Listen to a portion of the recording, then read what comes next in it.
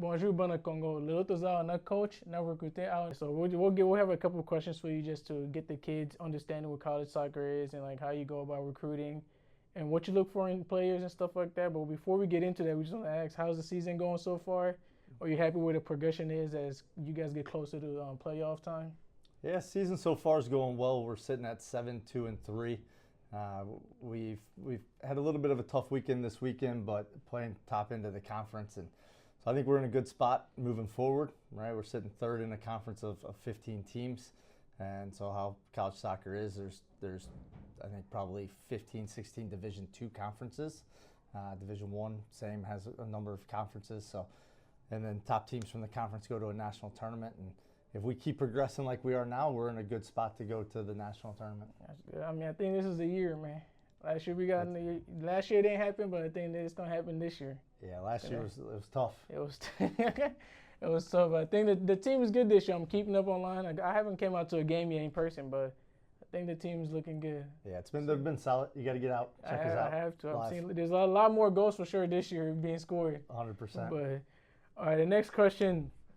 When coaches like you, because you've gone to international trips to recruit players in different places, when you're attending these type of tournaments where they host tournaments for you to scout players and things like that, what do you look for when you're looking for a player to give scholarship to? Because you always have in mind, okay, like I'm going to scout a player, I have scholarship to give. What are you specifically looking for? Not, I guess positions vary, but like what characteristics are you looking for when you scout players? Yeah, I think there's a number of things we look for when we go out and scout players.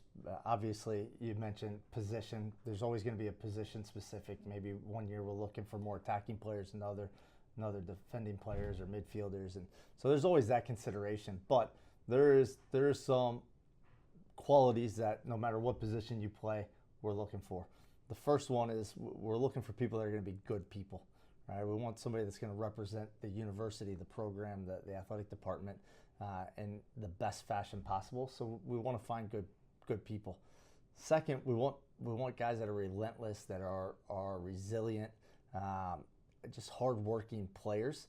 Because it doesn't matter how talented you are, if you're not willing to work hard and you're not willing to kind of do the tough things and work in the tough moments, then your talent's not going to come out. So we need guys that are willing to, kind of grind through things and be tough and mentally tough and just understand that it's not always going to go their way, but they can always work hard. And then for us, there's a skill set, right? And every team is looking for a little bit different skill set. I'd say we want to play. Yeah. And so we need guys that are technical enough to play.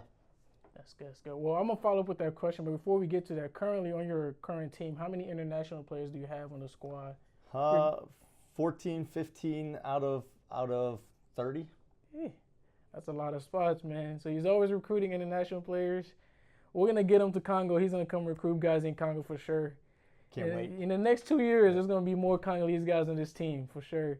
So now back to the question I had to follow up with that. So when you're looking to give, like what kind of mindset separates average players to scholarship players? I know not all scholarship players turn out to be good when they get here. Yeah. But like when you're recruiting, what separates the players you want to give a scholarship to compared to, okay, come play for us, we have a spot for you, but there's no money for you? Yeah, I think when we look at it, there's a certain ability level you have to be at to be considered for a scholarship. But then we'll go watch showcases, or we'll ask guys for full game videos, or we'll get the full showcase video. And the guy that makes a mistake and then immediately reacts in a positive fashion to that mistake, he already has something that we want, because I've never seen a game of football that didn't have mistakes. So if he loses a ball, his reaction's positive. He goes, tries to win it back or recovers, and that's a big one. If his teammate makes a mistake and his reactions are positive, and I say that not like, hey, well done, but in the fact of, I'm just getting on with the game, I'm going to go do the next thing. Those are the type of players we want, because the player that stops, the player that throws their hands up, the player that complains, those are the ones that aren't successful and make it difficult on us as a team. Okay. So then with all the players you've recruited a lot of talented players from overseas that have come on and play here. So now we get to, once they get here, what separates those players from the ones that have success when they get to college soccer and they lock in? What separates them to the ones that get here and they don't succeed? Yeah, I think the again, it's do they carry that mentality? But then the next piece is how quickly can they adapt, right? You watch football, you play football, and everywhere in the world, the rules are the same. You get so many subs. There's no reentries. You come to college soccer and the subbing rules are different. The food's different. You're coming up against a bunch of different styles of plays. If we get somebody from Germany, they play pretty much a certain way throughout the country. We get a kid from Spain, they play pretty much the same way throughout the country. You have a Brazilian, they play very similar. Here, there's so many styles of play that how do you adapt to that? How do you adapt to the fact that you've got to go to school and be successful in school, and you're coming and training and being successful in soccer, on top of you're away from home now, right? You're away from your friends, your family. This will become a new friend group. This will become a new family, but how quickly can you adapt? And those guys that adapt and are willing to learn and are hungry to be better, they're successful. The guys that take longer to adapt, that aren't as willing to learn, that aren't hungry to be successful, they are less successful. Yeah. So that makes sense. There's a lot of new changes, like you said, the diet, the food is very different, and then you have almost like a limited food of what you can eat. Now you have to make the right decisions. Yep. You're gonna eat healthy or you're gonna eat bad today. But then that leads to okay, when you offer, say you're offering an athlete a full scholarship. Okay, say you're going to Congo this winter, you're coming to the United4Kin tournament, and there's an athlete that you like, and you're like, okay, we want you on our program. We want to offer you a full scholarship. What does that full scholarship cover for the athlete? If you want to offer a full scholarship to come play for my program. Yep. So if we were going to do a full scholarship, right, and again, those are special players that are getting full scholarships, but it's covering your tuition, it's covering your room, which is your housing here on campus, in a dorm room, which are shared living spaces.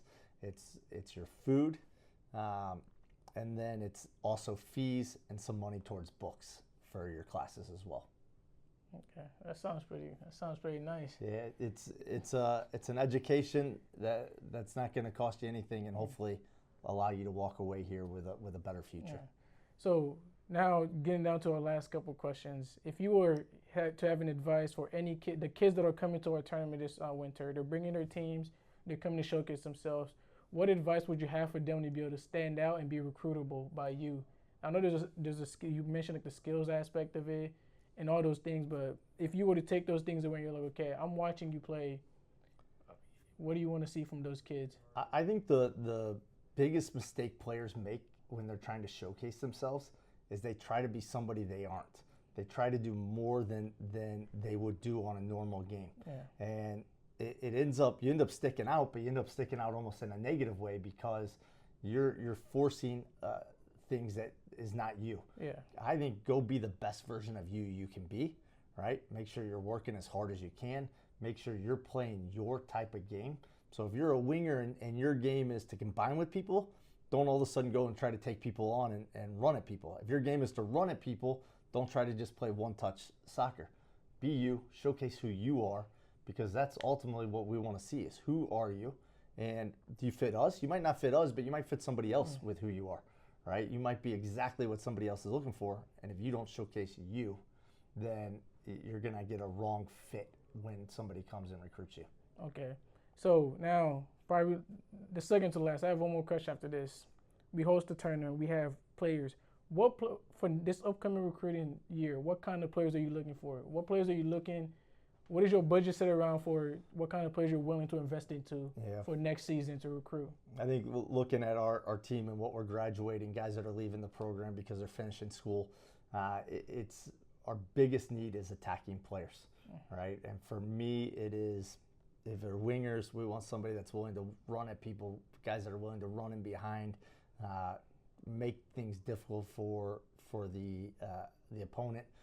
We're looking for a striker, somebody that can link people in, but then go get on the end of crosses and cutbacks and different services. Somebody that's a clinical finisher. I think that's if you're a clinical finisher, you're worth your money or your weight in gold. Man, thank you, Coach. Appreciate you for having this interview.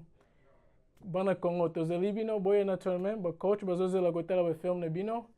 Bazane sengo pona ko pesa scholarship, soko beti bien, bazonga about recruit but joueurs bien.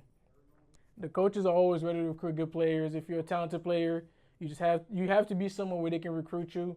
It's hard, especially since you guys are in the USA, for them to be able to recruit you unless you come showcase yourself somewhere, they see film, and that's where you start. Not everything's always guaranteed, but that's a good start. So appreciate you, Coach. Yeah. Make sure you guys check out UND Soccer on Instagram. You guys don't have a TikTok yet, do you? I don't think so. You don't take a boy. UND Soccer. We'll tag